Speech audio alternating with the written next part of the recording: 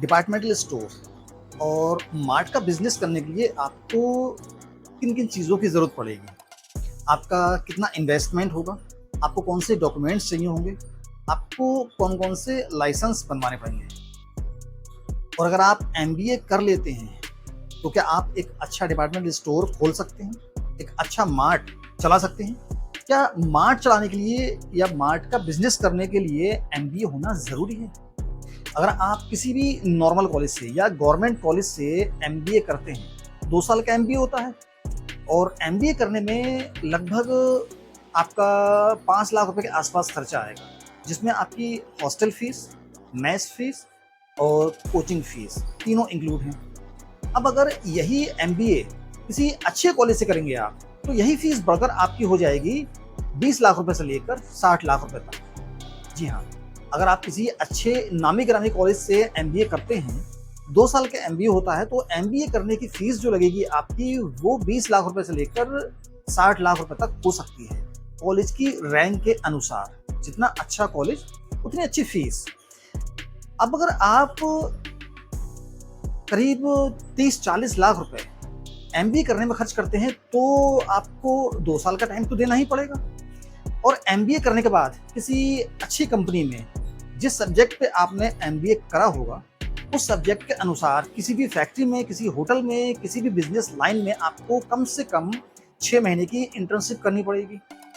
Internship करने के लिए आपको ज़रूर 10,000, 20,000 या 30,000 के आसपास पर मंथ सैलरी के रूप में मिल सकता है।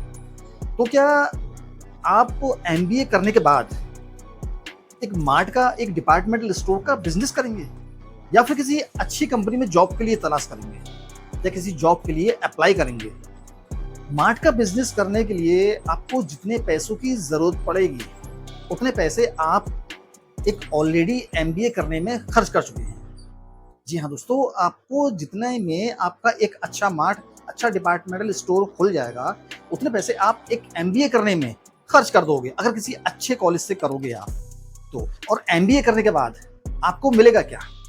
एक अच्छे कॉलेज की डिग्री, एक अच्छा एक्सपीरियंस, बिजनेस को कैसे करा जाता है, बिजनेस को लॉस से कैसे बचाया जाता है, उसे प्रॉफिट में कैसे लाया जाता है, बिजनेस को प्रोग्रेस कैसे किया जाता है, कौन सा बिजनेस किस तरीके से करा जाता है, कस्टमर से कैसे डीलिंग करी जाती है, तमाम ऐसी बातें जो हमारे लिए और हमारे बिजनेस के लिए और कस्टमर के लिए अच्छी होती हैं, ये सिखाई जाती हैं एमबीए में।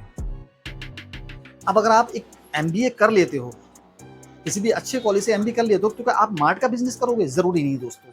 और अगर आप मार्ट का बिजनेस करना चाह रहे हो, तो क्या आप बिना एमबीए मार्ट नहीं कर सकते? बिल्कुल कर सकते हो। अगर आपको मार्ट का बिजनेस करना है, आप एक अच्छा मार्ट का बिजनेस करने की सोच रहे हैं, तो आपको जरूरी नहीं है कि आप एमबीए करो। बगैर एमबीए करे भी आप एक अच्छा बिजनेस, अच्छा मार्ट कर सकते हो। आपको मार्ट का बिजनेस करने के लिए किन किन डॉक्यूमेंट्स की जरूरत पड़ेगी? मार्ट का बिजनेस करने के लिए आपको जिस डॉक्यूमेंट की भी जरूरत पड़ेगी, उसमें से सिर्फ आपको जीएसटी सर्टिफिकेट बनवाने के लिए, फूड लाइसेंस बनवाने के लिए और किरायानामा बनवाने के लिए, अगर आप शॉप पे करते हैं, अगर आप शॉप किराए की लेके करते हैं, तो आपको आधार कार्ड, पैन कार्ड, फोटो, सिर्फ और सिर्फ इन्हीं चीज़ की जरूरत पड़ेगी। जी हाँ दोस्तों, अगर आप मार्ट का बिजनेस करते हो, तो आपको मार्ट का बिजनेस करने से पहले आपको शॉप का डेकोरेशन कराने के बाद, शॉप को अच्छी तरह डेकोरेट कराने के बाद, जो सबसे पहले डॉक्यूमेंट्स की जरूरत पड़ेगी वो पड़ेगी दोस्तों मार्ट का जीएसटी रजिस्ट्रेशन कराना है। अगर आप मार्ट का बिजनेस करते हो तो इसके लिए जीएसटी रजिस्ट्रेशन अनिवार्य है, फूड लाइसेंस अनिवार्य है। और आप अगर किराए की दुकान में करते हो, तो उसका किरायानामा बनवाना ज़रूरी है आपके लिए, आपके फ्यूचर के लिए, क्योंकि ताकि आपका बिजनेस भविष्य में किसी भी तरीके से बर्बाद ना हो सके दुकान मालिक के द्वारा। अब अगर दोस्तों आप एक मार्ट का बिजनेस करने की सोच रहे हो, तो आपको मार्ट का बिजनेस करने के लिए कम से कम कितना स्पेस चाहिए होगा? कम से कम दोस्तों हमें अगर अच्छा मार्ट का बिजनेस करना है, तो कम से कम हमें 200 गज का स्पेस चाहिए होगा, 200 स्क्वायर फीट। 200 स्क्वायर फीट में हम अपना मार्ट का बिजनेस अच्छी तरीके से कर सकते हैं। उसमें हम फूड, कॉस्मेटिक, स्टेशनरी, प्लास्टिक, और हम चाहें तो अंडरगारमेंट्स और बच्चों के या बड़ों के थोड़े बहुत कपड़े रख सकते हैं। मार्ट का बिजनेस करने के लिए दोस्तों हमें जितनी जगह की जरूरत पड़ेगी, वो जगह होती है कम से कम 200 गज। 200 गज इसलिए क्योंकि आपका बिजनेस बढ़ेगा। अगर आपने एक बार बिजनेस स्टार्ट करा और आपने बिजनेस को अच्छी तरीके से चलाया तो आपका बिजनेस बढ़ेगा, जगह नहीं बढ़ेगी। इसलिए अगर आप शुरू में ही ज़्यादा जगह वाला प्लॉट लेते हैं या बड़ा हॉल लेते हैं जिसमें आपको बिजनेस करना है, तो ये आपके लिए फ़ायदेमंद होगा। दोस्तों, अगर हम एक मार्ट खोलते हैं तो हमें मार्ट के लिए लगभग कितना रुपए चाहिए होगा? मार्ट खोलने के लिए लगभग कम से कम 20 लाख रुपए से लेकर 40 लाख रुपए तक होना हमारे पास, तब हम मार्ट अच्छा खोलने की कोशिश करें या सोचें। क्योंकि आज के वक्त में एक छोटी मोटी किराना की शॉप खोलने में ही अच्छे खासे पैसे खर्च हो जाते हैं, और जबकि मार्ट जो होता है उसमें किराने से संबंधित जितने भी आइटम होते हैं वो सारे आपके पास होंगे। कॉस्मेटिक से संबंधित जितने भी आइटम होते हैं वो सारे आपके पास होंगे। अंडरगारमेंट से संबंधित जितने भी आइटम होते हैं वो आपके पास होंगे।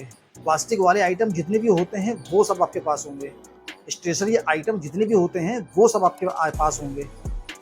नमकीन आप किसी ब्रांड के रखना चाहें, किसी एक ब्रांड के रखना चाहें तो, किसी 2 ब्रांड के रखना चाहें तो, अगर जितना भी रखना चाहेंगे तो उनकी जितनी वैरायटी हैं वो सब आपके पास होनी चाहिए। बिस्किट्स, कितनी ही कंपनियों के ब्रांड रखना चाहें आप, जितनी भी कंपनी के ब्रांड रखें उन सबकी वैरायटी आपके पास होना चाहिए।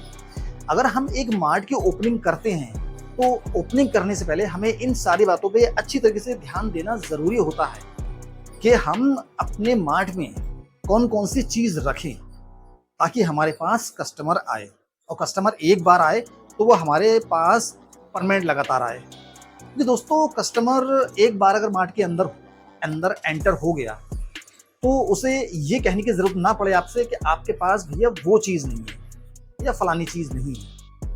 क्योंकि कुछ कस्टमर ऐसे होते हैं वो उसी चीज़ को ढूंढते हैं जो चीज़ मिलती नहीं है। और डिपार्टमेंटल स्टोर या मार्ट, इनके पास कस्टमर तभी जाता है जब उसे छोटी मोटी शॉप पे कोई चीज़ नहीं मिलती। छोटी मोटी शॉप जो भी किराने टाइप की, कॉस्मेटिक की, स्टेशनरी की, इस टाइप की शॉप जो भी हमारे गली मोहल्लों में या रोड पे खुली होती हैं, इन शॉपों पर हर वैरायटी अवेलेबल नहीं होती। और मार्ट के अंदर कस्टमर यही सोच के आता है कि मार्ट है, बड़ी शॉप है यार, बड़ी दुकान है, इसमें सारी वैरायटी अवेलेबल होगी तो ये चीज़ मुझे वहाँ मिल जाएगी। अब अगर आपके पास भी वो वैरायटी अवेलेबल नहीं होगी तो कस्टमर दोबारा भी नहीं आएगा, क्या यार छोटी मोटी दुकान पे तो मिलती ही नहीं, इतनी बड़ी दुकान है, इतनी बड़ा मार्ट खोल के बैठे हुए हैं, यहाँ पर भी नहीं है। तो इसलिए मार्ट का बिजनेस करने के लिए आपके पास पैसे ज़्यादा होने चाहिए, वैरायटी बहुत ज़्यादा मेंटेन होनी चाहिए, और सबसे बड़ा काम तो ये कि जितना भी आपके पास आइटम है वो सब रैक में आपके पास जितना भी आइटम है वो सब रैक में सीरियल वाइज सीरियल लगा होना चाहिए।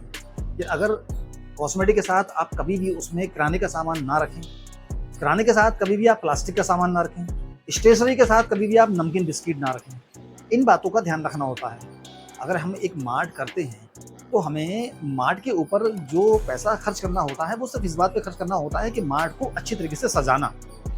अगर हम मार्ट एक खोल के उसे अच्छी तरीके से सजा लेते हैं, उसके आइटम को सीरियल बाय सीरियल लगाते हैं कायदे से कि जिस आइटम को जहाँ लगना चाहिए वहाँ लगाते हैं, तो कस्टमर को इस टाइप की किसी भी आइटम को ढूंढने में कोई दिक्कत नहीं होगी।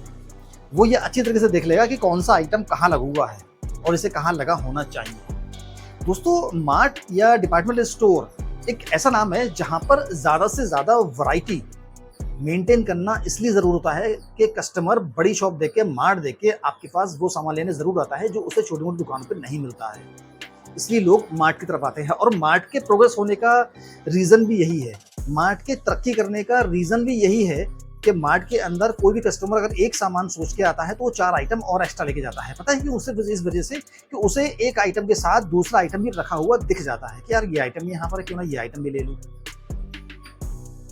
अगर आपकी शॉप इस तरीके की है कि आपने शॉप की गेट पर एक काउंटर लगा दिया, कस्टमर बाहर आप अंदर, कस्टमर आपको 2 आइटम बताएगा तो आप 2 ही आइटम तो दोगे, कस्टमर को तीसरा आइटम नजर ही नहीं आएगा क्योंकि तीसरा आइटम उसे लेना भी नहीं है।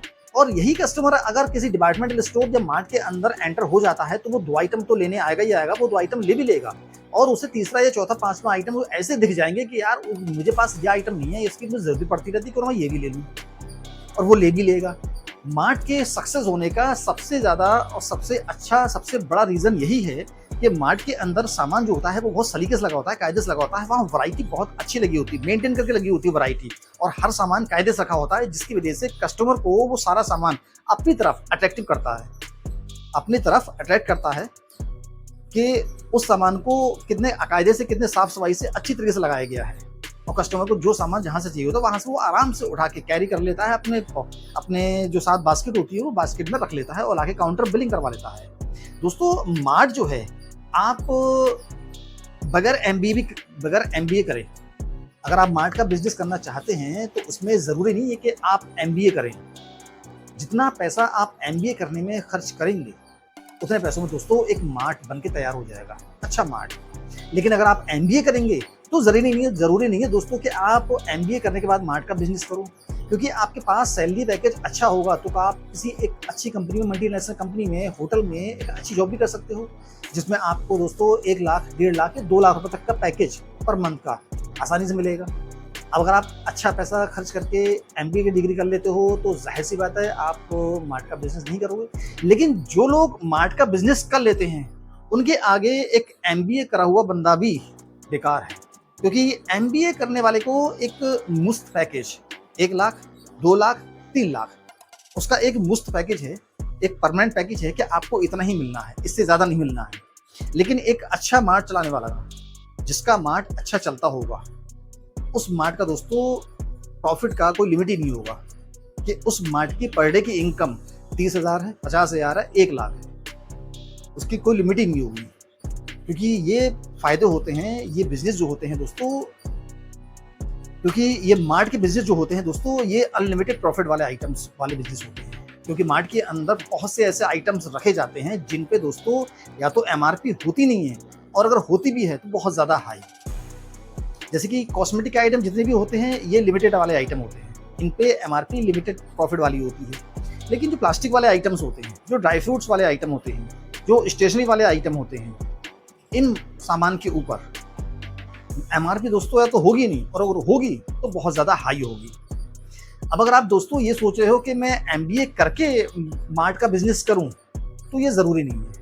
आप बिना एमबीए करे भी मार्ट का बिजनेस कर सकते हो। अगर आपको बिजनेस नहीं करना है, सिर्फ एमबीए ही करना है, तो आप आराम से एमबीए में एडमिशन लेके 2 साल में पास आउट होके 6 महीने का इंटर्नशिप करके किसी अच्छे होटल में, किसी अच्छी इंडस्ट्री में, आप किसी अच्छी कंपनी में आप 1.5 लाख, 2 लाख का पैकेज आराम से पा सकते हो। अब अगर आप मार्ट का बिजनेस करना चाह रहे हैं दोस्तों, तो आपके अंदर इतने गट्स, इतना एक्सपीरियंस जरूर होना चाहिए कि आपको कस्टमर से किस तरीके से पेश आना है, आपको मार्ट के अंदर जितना भी सामान है वो किस तरीके से सेट करना है, कौन से आइटम कहाँ लगाना है, और उस पे हर आइटम पे कितने % डिस्काउंट के स्टिकर लगाने हैं, कितने % डिस्काउंट कस्टमर को देना है, अपना मुनाफा कितना रखना है, कितना ज़्यादा से ज़्यादा हमें कमाना है, और अपने मार्ट को प्रोग्रेस कैसे करना है। बहुत सी बातों को ध्यान रखना है दोस्तों मार्ट का बिजनेस करने में। मार्ट का बिजनेस करने में थोड़ा पैसा ज़्यादा खर्च होता है, क्योंकि अगर पैसा ज़्यादा खर्च नहीं करेंगे हम तो मार्ट का बिजनेस चलेगा नहीं, मार्ट हमारा तरक्की नहीं करेगा।